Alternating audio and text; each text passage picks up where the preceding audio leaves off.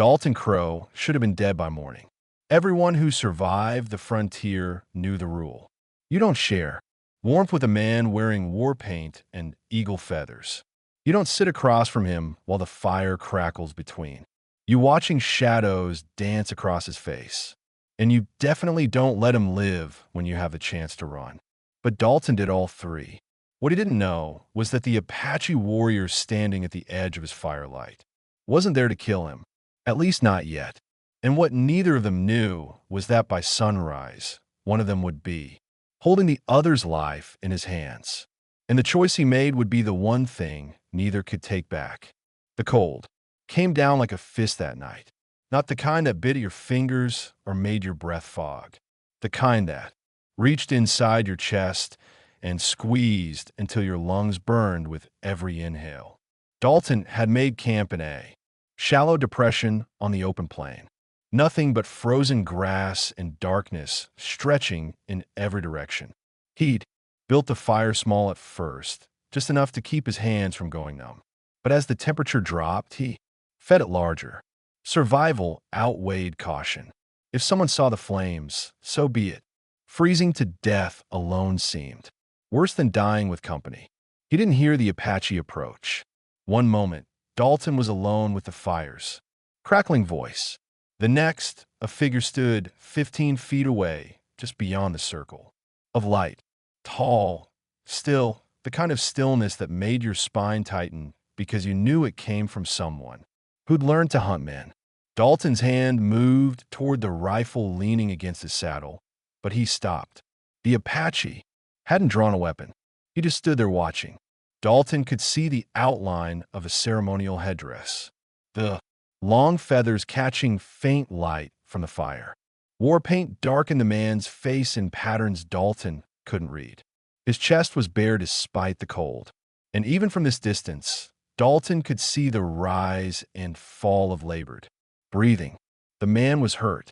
Dalton's jaw tightened. Every instinct screamed at him to grab the rifle, to put distance between them, to do what any reasonable man would do when an Apache warrior appeared out of the frozen darkness. But something stopped him. Maybe it was the way the man swayed slightly on his feet. Maybe it was the way his hand pressed against his side where dark liquid glistened in the firelight. Or maybe it was the simple fact that if this warrior had wanted Dalton dead, he'd already be bleeding out in the snow. Neither of them moved for a long moment.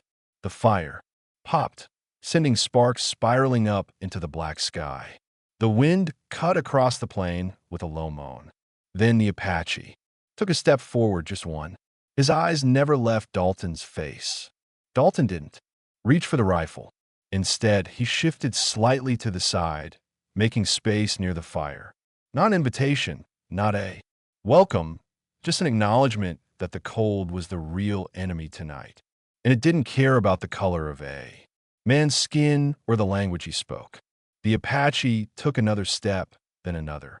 When he reached the fire's edge, he lowered himself slowly to the ground, his movements careful, controlled.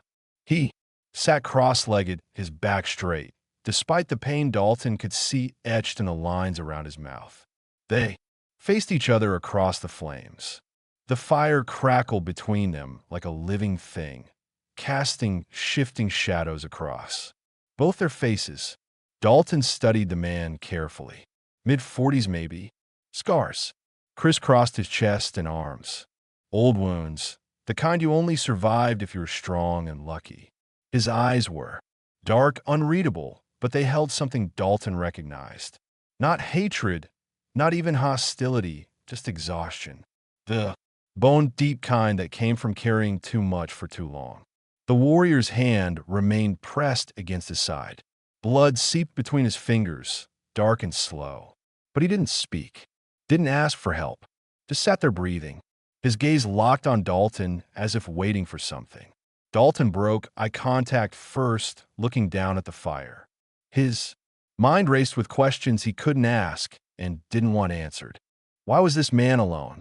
Where were the others? What was he doing out here in the killing cold? A sound broke the silence, soft, almost imperceptible, coming from somewhere behind the Apache. deeper in the darkness. The warrior's entire body tensed.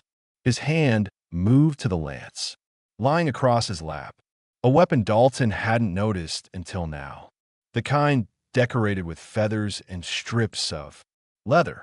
The kind that meant something beyond just a tool for hunting. Dalton's hand inched toward his rifle again. But the Apache didn't turn around. He just sat there, his fingers tight around the lance, his eyes still, fixed on Dalton.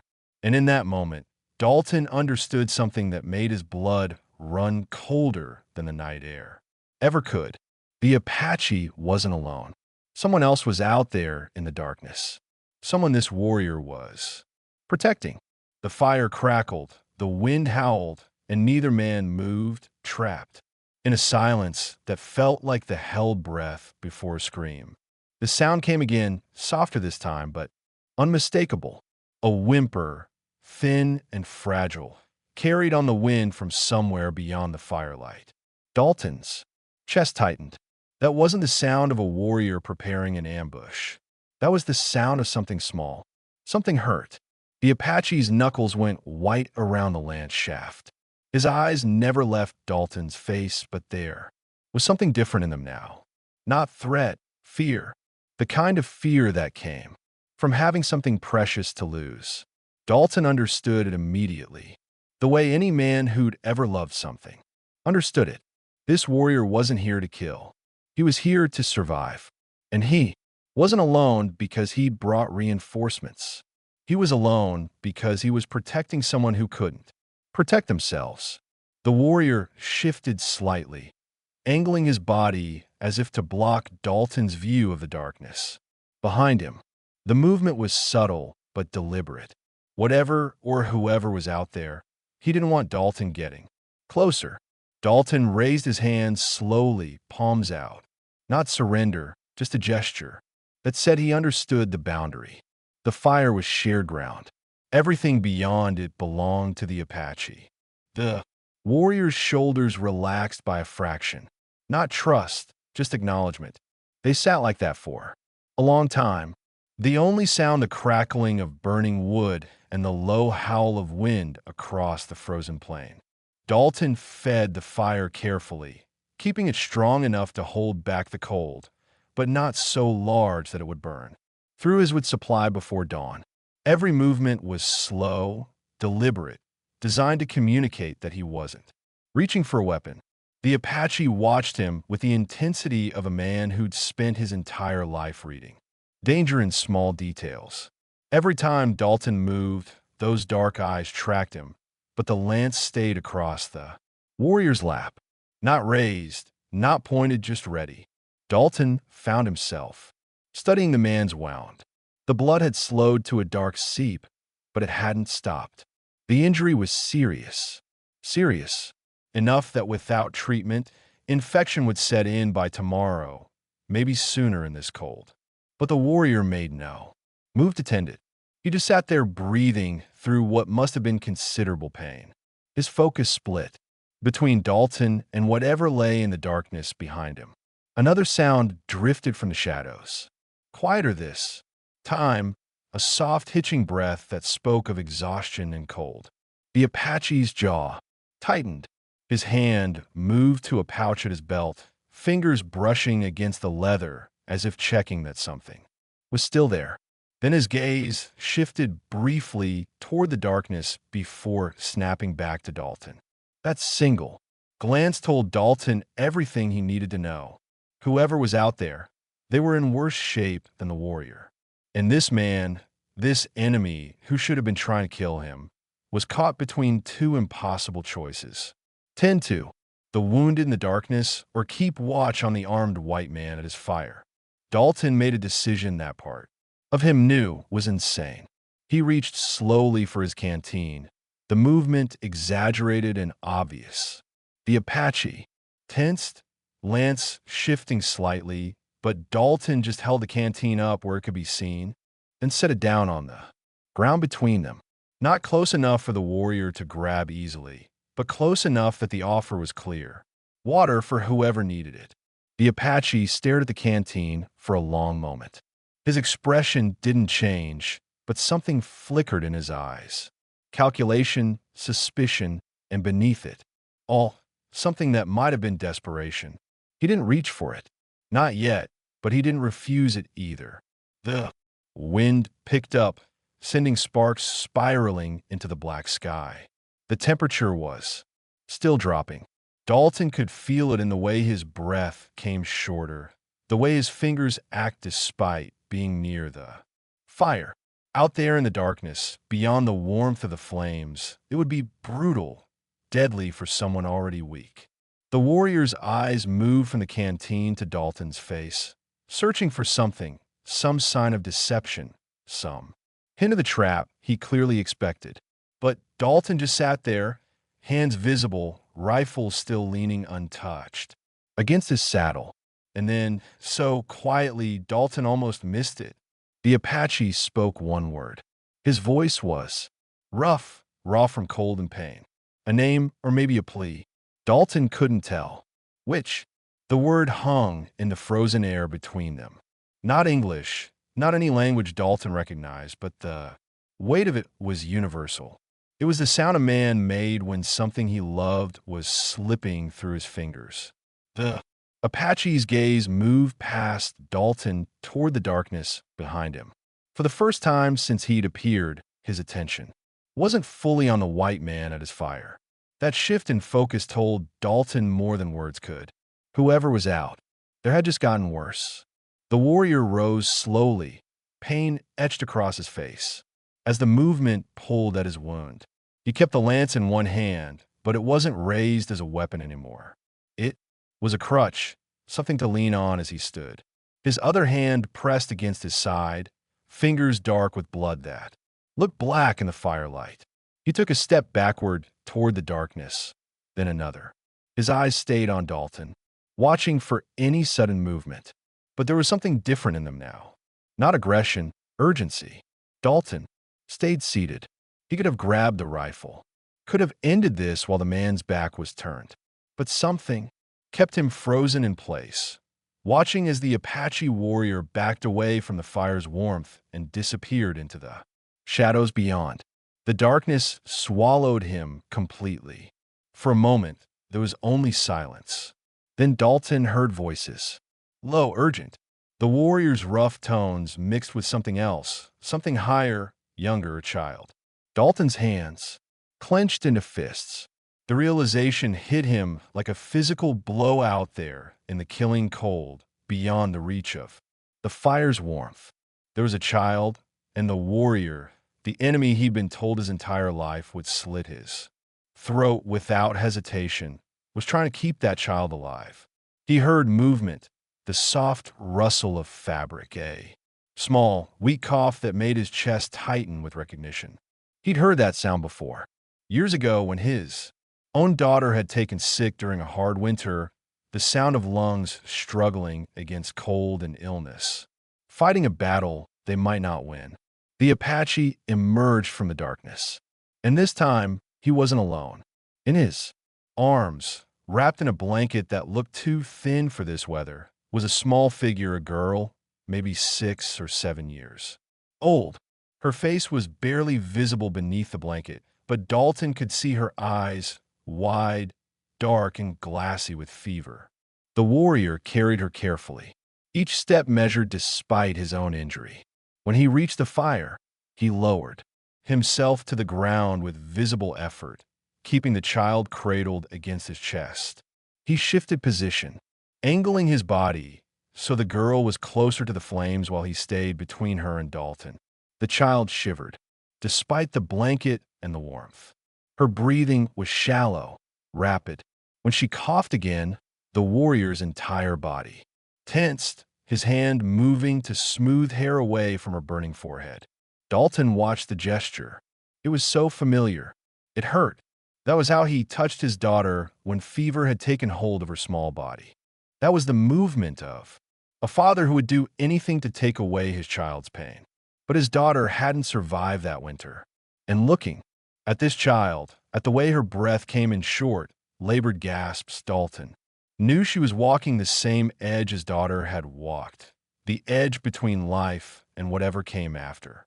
The warrior looked up, meeting Dalton's eyes across the fire. And for the first time, Dalton saw past the war paint and the ceremonial feathers. He saw a man who was terrified, a man who was watching someone precious slip away and had no way to stop it. The canteen still sat on the ground between them. The warrior glanced at it, then back to Dalton. His jaw worked as if he were fighting some internal battle. Pride versus necessity, hate versus love. Finally, slowly, he reached for the canteen. His movements were careful, expecting Dalton to snatch it away, or worse. But Dalton didn't move. He just watched as the warrior uncapped it and lifted it to the child's lips. She drank weakly, most of the water dribbling down her chin, but some went down. The warrior's shoulders sagged with something that might have been relief. When he looked at Dalton again, there was a question in his eyes, not spoken, not in any language, but clear as daylight. This child was dying, and despite everything, despite the history of blood between their people, despite the fact that they should be enemies, he was asking for help. Dalton's mind raced. He had supplies in his saddlebag. Not much. Some dried meat, a spare blanket, herbs his wife had packed before she'd left this world. The kind meant to break fevers and ease breathing. Things that might make a difference. But giving them meant more than just sharing water. It meant choosing a side. It meant standing with an Apache warrior against his own people. And if anyone ever found out, there would be consequences he couldn't imagine. The child coughed again, her small body shaking with the effort. The warrior's hand tightened on the lance, but his eyes stayed locked on Dalton's face. Dalton moved slowly, deliberately, keeping his hands where the warrior could see them. He reached for his saddlebag and pulled it closer, the leather worn soft from years of use. The Apache tensed, lance shifting slightly, but Dalton ignored it. He wasn't going to let a child die because of fear or pride or the weight of history neither of them had written. He found the small cloth bundle his wife had packed. Dried euro for fever, willow bark for pain. Herbs he'd never thought he'd use again after his daughter died. His fingers hesitated on the fabric, memories flooding back, the feel of his daughter's burning forehead, the sound of her labored breathing, the hollow emptiness that followed when the breathing stopped. He pushed the memories down and pulled out a second blanket from his pack, thick wool, meant for mountain winters. He held both items up where the warrior could see them clearly, then set them on the ground, beside the canteen. Not close enough to be threatening, just close enough to be an offer. The Apache stared at the items. His jaw worked, muscles tightening beneath the war paint. Dalton could see the battle playing out behind those dark eyes. Accepting help from a white man meant something. It meant death. It meant weakness. It meant acknowledging that maybe the lines between enemy and ally weren't as clear as blood and history had taught them to believe. But the child coughed again, and the decision was made. The warrior reached across the space between them and took the blanket first. He wrapped it around the girl carefully, tucking the edges around her small body. She was so thin beneath the fabric, too thin, the kind of thin that came from not having enough food for too long. Then he took the cloth bundle. His fingers touched Dalton's briefly as he did, and both men froze. It was barely contact, just skin against skin for half a heartbeat, but it felt like crossing a threshold that couldn't be uncrossed. The warrior pulled back, examining the herbs with practiced eyes. He recognized them. Of course, he did. His people had been using these plants long before white men arrived with their wagons and their claims to land that had never been theirs to take. He crushed some of the euro between his fingers, the sharp scent cutting through the smoke, then mixed it with water from the canteen. He coaxed the mixture past the child's lips, speaking softly in his own language, words Dalton couldn't understand but recognized anyway. The universal language of the father, comforting his sick child, promises that everything would be better, lies told with love, because sometimes hope was all you had to offer. The child swallowed weakly. Her eyes fluttered open for a moment, focusing on the warrior's face. She said something in their language, her voice barely audible. The warrior's expression cracked for just an instant, raw pain flashing across his features before he locked it down again. Dalton fed the fire, giving the man privacy for whatever moment they were sharing. He added wood carefully, building the flames higher. The cold was still dropping, the kind of cold that killed without mercy. But at least here within, this small circle of light and warmth, they had a chance. When he looked up, the warrior was watching him again. But something had changed. The hostility was still there. It would probably always be there, carved too deep by too many years of conflict. But beneath it, something else had emerged. Not friendship, not even trust, just recognition.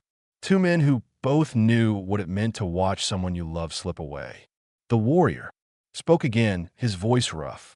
This time he pointed to himself, then said clearly Kurik in name. He was offering his name. Dalton felt the weight of the gesture. Names had power. Giving your name to an enemy meant making them human. It meant acknowledging that maybe, just maybe, they weren't as different as you needed them to be. He placed his hand against his own chest. Dalton. Kurik nodded, slowly, and he looked down at the child in his arms. And when his eyes lifted back to Dalton's face, there was a question in them. One Dalton recognized because he'd asked it himself once to a doctor who couldn't answer. Will she live?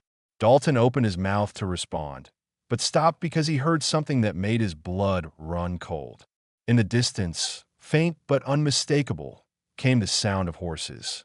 Multiple horses moving fast across the frozen plain, coming toward the fire. Kurik heard it too. His entire body went rigid, hand tightening on the lance. The child sensed his tension and whimpered softly. He pulled her closer, his eyes locked on the darkness beyond the firelight. Dalton's mind raced. Riders at night in this cold meant trouble. Either settlers looking for stranded Apache or Apache hunting parties looking for their own. Either way, finding a white man and a warrior sharing a fire would end in blood. Kurik started to rise, pain flashing across his face as the movement pulled at his wound.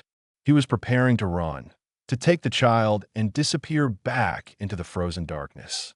But Dalton could see what the warrior couldn't admit. He wouldn't make it far. Not injured, not carrying a sick child. The cold would kill them both before dawn. Dalton made a choice that would change everything. He moved quickly, kicking dirt over half the fire to dim the flames.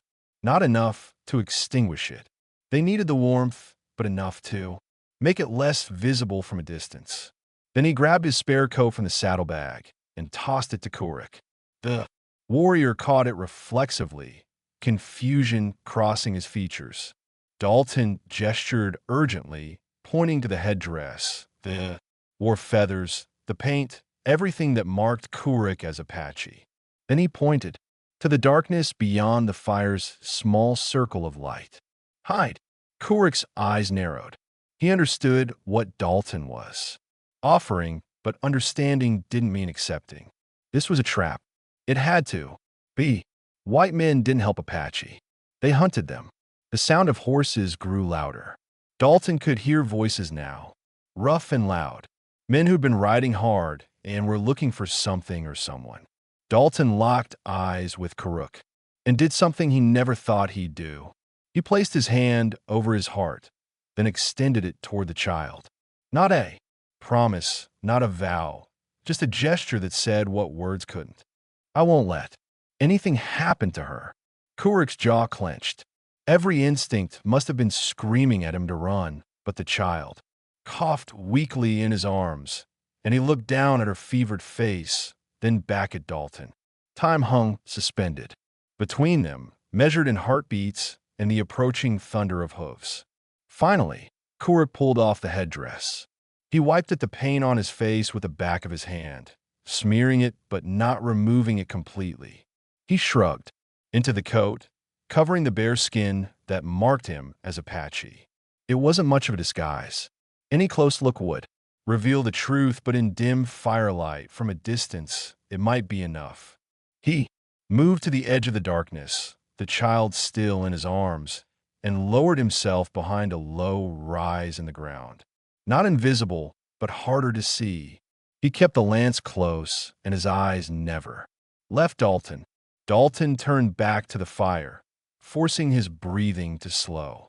He picked up his rifle casually, checking it as if he'd been cleaning it all along. Just a man alone at his camp. Nothing unusual. Nothing worth investigating. The riders came into view. 3 of them. Settlers by their clothes, but hard men by their faces. The kind who'd seen too much and survived too long to be soft about anything. They pulled up at the edge of the firelight, horses snorting and stamping. The lead rider, a man with a thick beard and eyes like flint, studied Dalton carefully. His gaze swept the camp, lingering on the extra blanket near the fire. The 2 cantans, the signs that maybe someone else had been here. Cold night to be camping alone, the man said. His voice carried an edge. That wasn't quite accusation, but wasn't friendly either. Dalton nodded, keeping his expression neutral. Cold night to be riding. We're tracking Apache war party came through here yesterday. Killed 2 settlers. Took supplies. The riders' eyes never stopped moving. Searching. You seen anything? Dalton felt Kurik's presence in the darkness behind him like a physical weight. The child was silent, but he could imagine her there wrapped in blankets, struggling to breathe without making noise. He had a choice. Tell the truth and watch them hunt down a wounded warrior and a dying child, or lie to his own people. The rider was waiting, hand resting casually on the pistol at his hip. Dalton looked him in the eye and opened his mouth to speak. Haven't seen anyone, Dalton said, his voice steady despite the lie burning in his throat. Been here since sundown. Just me in the cold. The bearded rider's eyes narrowed. He shifted in his saddle, leather creaking. His gaze moved past Dalton to the supplies near the fire. The extra blanket. The 2 cantans sitting too close together. That's a lot of gear for one man. Dalton shrugged, keeping his hands relaxed on the rifle. Lost my horse 3 days back. Carrying everything I own now. Makes for a heavy load. It wasn't entirely a lie. He had lost a horse, just not recently, and not the way he was implying. One of the other riders, younger with a scar across his cheek, leaned forward.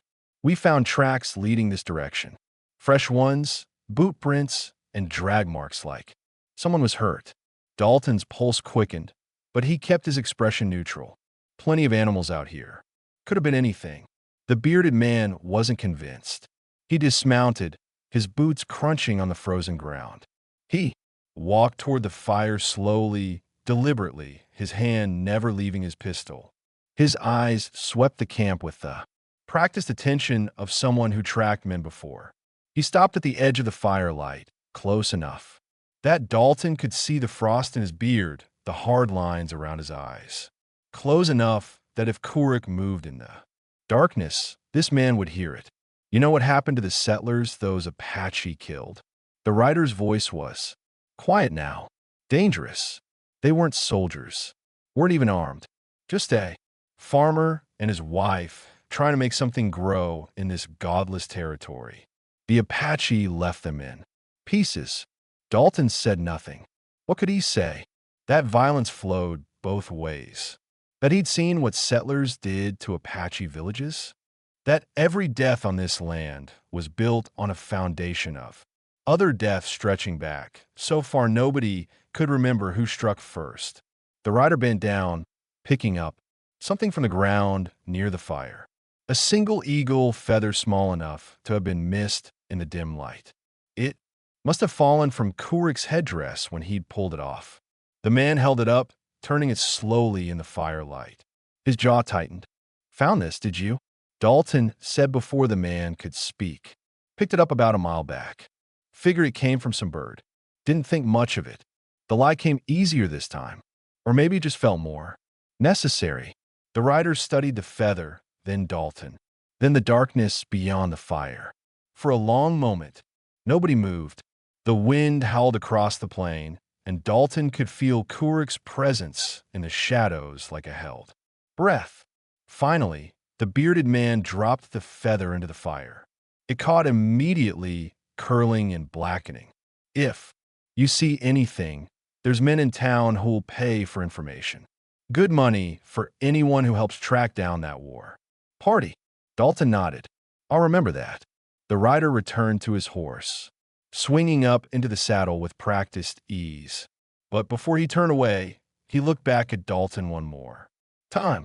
You seem like a decent man. But out here, decent men die just as easy as bad ones. Maybe easier if they're not careful about the company they keep. It wasn't quite a threat, but it wasn't friendly advice either. The three riders turned and headed back into the darkness, their horses' hoof-beats fading into the night. Dalton watched until he couldn't see them anymore, until even the sound was swallowed by distance and wind. Only then did he let out the breath he'd been holding. Kurik emerged from the shadow slowly, the child still wrapped in blankets against his chest.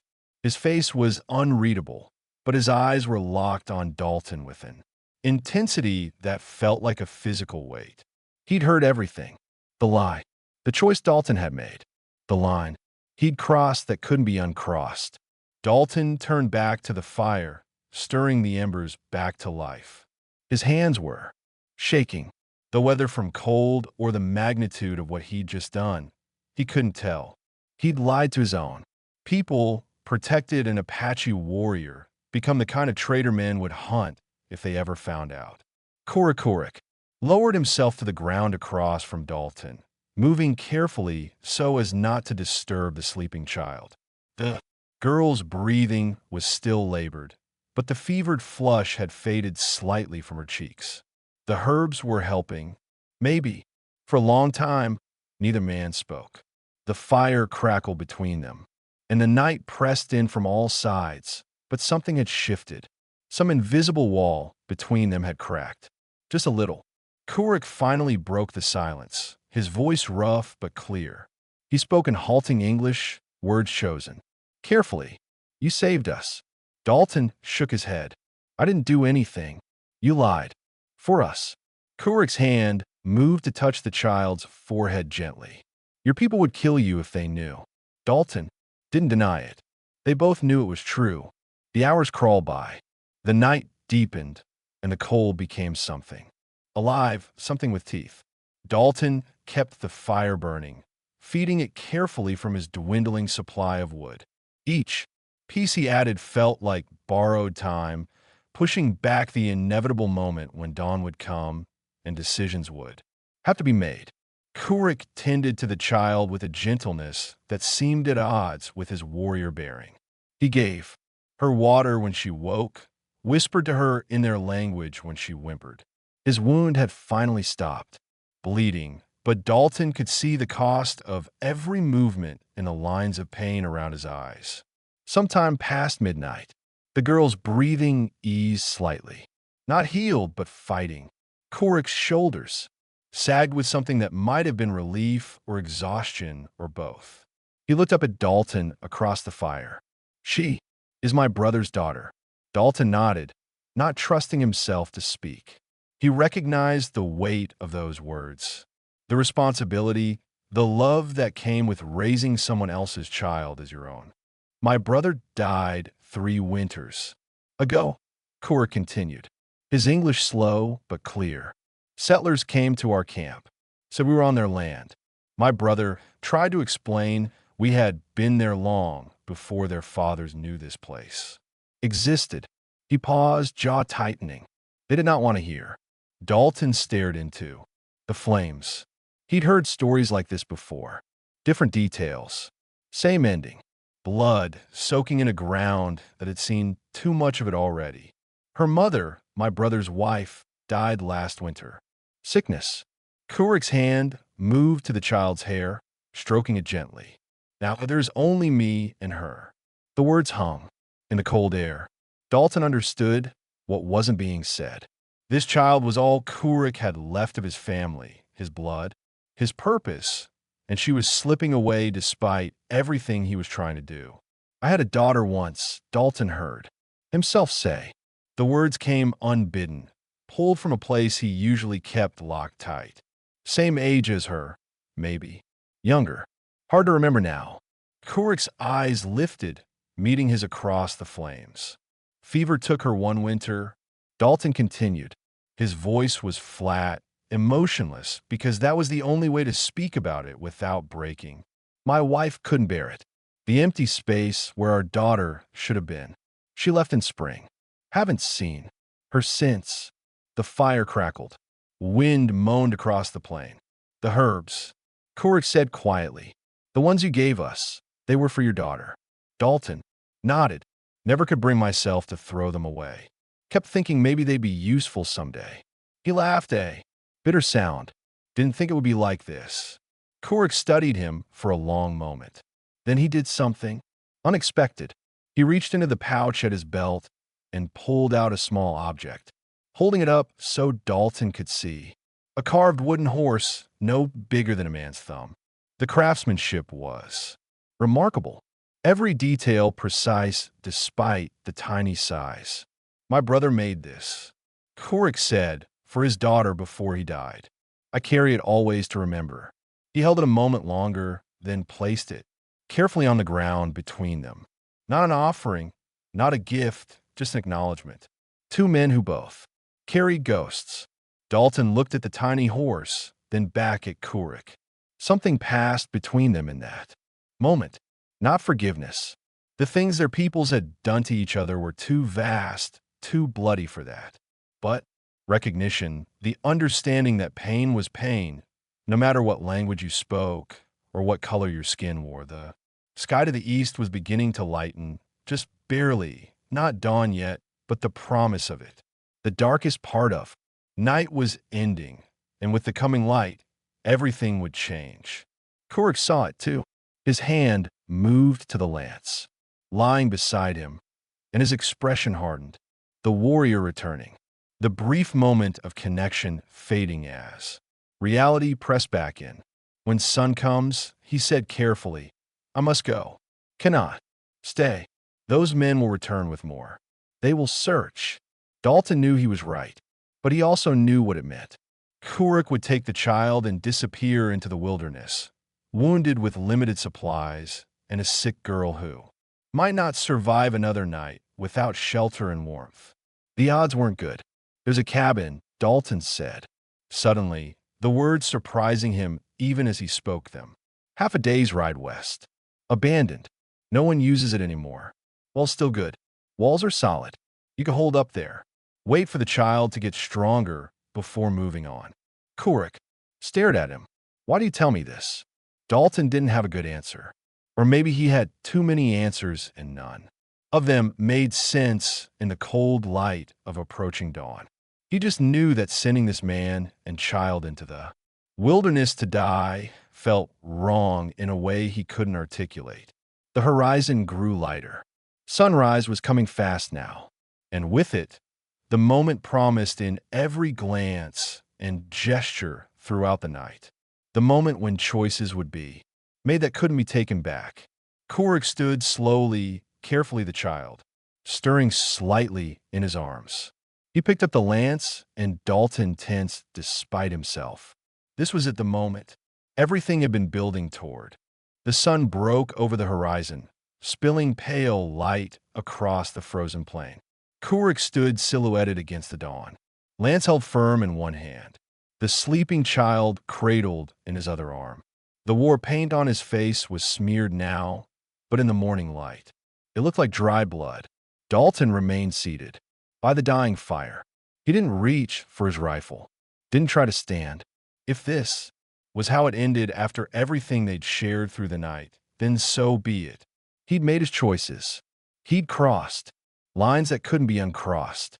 Whatever came next, he'd earned it. Kurik's eyes held his for a long moment. Then, slowly, deliberately, He stepped forward and drove the lance into the frozen ground between them. The shaft stood upright, feathers stirring in the morning wind, not raised as a weapon, planted a boundary, a declaration. Dalton stared at the lance, understanding flooding through him.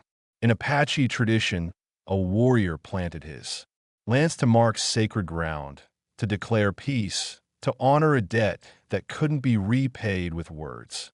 Kurik's voice was quiet but clear in the stillness. My brother's name was Nishoda. He died 3 winters ago near the river. Settlement. Dalton's chest tightened. He knew that settlement had been there 3 winters ago, helping rebuild after what everyone called an Apache raid. But there had been whispers among the settlers, stories about what had really happened, about men who'd wanted the Apache land by the river, men who'd provoked a confrontation and then claimed self-defense when bodies started falling. I know the place, Dalton said, his voice rough. The men who killed him, Kurik continued. I tracked them for 2 seasons, found 3 of them, made them answer for what they did. His jaw tightened. But there were others, men whose faces I saw that day, but whose names I did not learn. He reached into his pouch and pulled out a small, stained piece of cloth. He held it, where Dalton could see. It was a fragment of a shirt torn and darkened with old blood, but visible on one edge was partial embroidery, a name, or a part of one. Dalton's blood went cold. He recognized that embroidery. His wife had done similar work for half the men in their settlement, earning extra money by marking their clothes with names so they wouldn't get mixed up at the community wash house. One of those men, Kurik said, watching Dalton's face carefully, wore a shirt marked by a white woman's hand. I kept this piece. Thought someday I might find who made it. Find the last men who killed my brother. The implication hung in the air between them. Dalton could have been one of those men, might have known them, might have stood by while they planned what they were going to do. Even if he hadn't been there, he'd benefited from it. The land by the river had been divided among the settlers after the Apache were driven out. Good land, fertile, worth killing for, apparently. I wasn't there, Dalton said.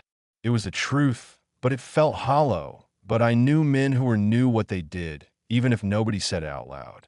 Kurik nodded slowly, as if this confirmed something he'd already suspected. When I saw you tonight with your fire, I thought perhaps you were one of them. Thought perhaps this was my chance for justice.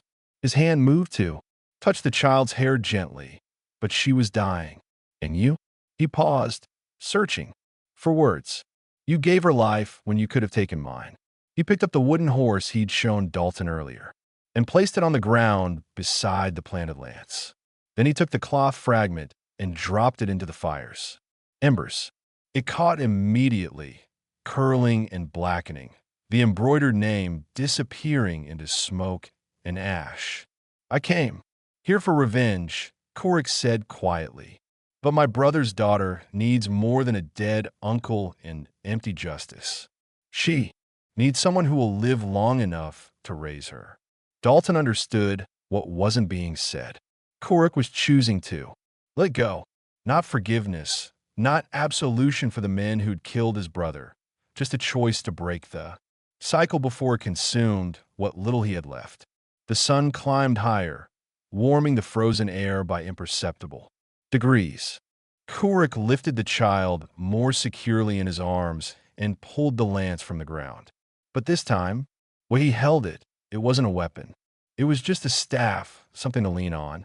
He looked at Dalton one last time. The cabin you spoke of. I will go there. When she is stronger, we will leave this territory. Find our people far from here. Start again. Dalton nodded. There's a creek about 2 miles before you reach it. Follow it west. Can't miss the cabin. Kurik turned to leave, then paused. Your daughter, he said, not looking back. She would be proud of what you did tonight. The words hit Dalton, harder than any weapon could have. His throat tightened, and for a moment, he couldn't speak. By the time he found his voice, Kurik was already walking away, a dark figure against the white plain, the child's small form visible in his arms. Dalton watched until they disappeared over a rise in the land. Then he stood and kicked dirt over the fire's remains, scattering the ashes. The wooden horse still lay on the ground where Kurik had left it. Dalton picked it up, turning it over in his hands. Such precise work, such care. He slipped it into his pocket and turned his own horse east toward the settlement, toward people who would never understand what had happened out here, toward a life that would feel different now, marked by a choice he'd never be able to speak about. The sun was fully up now, bright and cold, and Dalton Crow rode into it, carrying a secret that would die with him. If you enjoyed this story, click the video on your screen now to watch another powerful tale from the frontier, where courage and impossible choices change everything. Don't forget to subscribe and consider leaving a super chat to help us bring you more stories like this.